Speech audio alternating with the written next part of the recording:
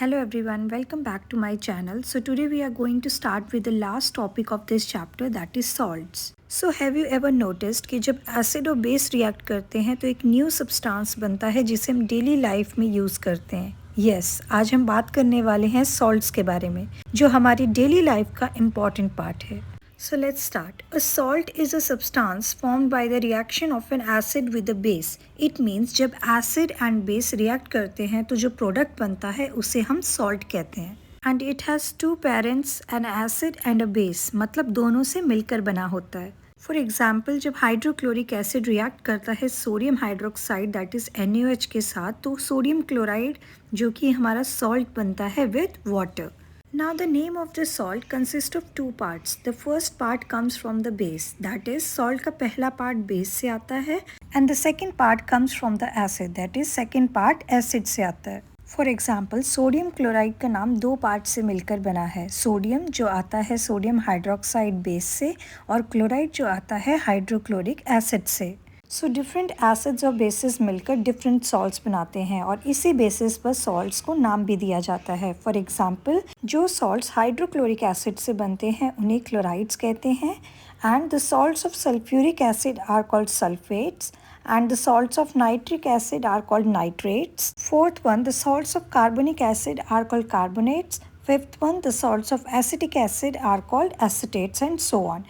It means her acid के according salt का नाम चेंज होता है और सिर्फ नाम ही नहीं बल्कि इन सॉल्ट्स का नेचर भी डिफरेंट होता है. So now let's start with neutral salts. Now the salts form a neutral solution on dissolving in water. जब कुछ salts पानी में dissolve होते हैं तो solution ना acidic होता है ना basic, बिल्कुल neutral. They are called neutral salts. Next, neutral salts formed by strong acid and strong base. For example, sodium chloride and sodium sulfate. And there is no effect on litmus. ये litmus paper का color change नहीं करते. Moving on to acidic salts. Salts which form acidic solution are called acidic salts. जो salts पानी में जाके acidic nature दिखाते हैं उन्हें acidic salts कहते हैं and they are formed by strong acid and weak base. For example, ammonium chloride and ammonium sulfate. And also ये blue litmus को red बना देते हैं मतलब acidic. Moving on to basic salts. Salts which form basic solution on dissolving in water are called basic salts.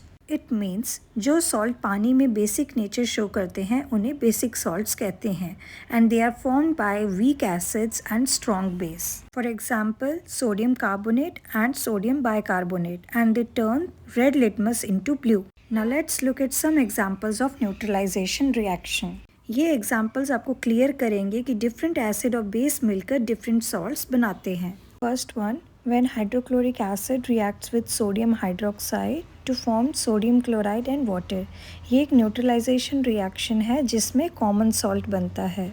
Next one, when sulfuric acid reacts with sodium hydroxide to form sodium sulfate and water. यहाँ sulphuric acid से sulphate नाम आया है.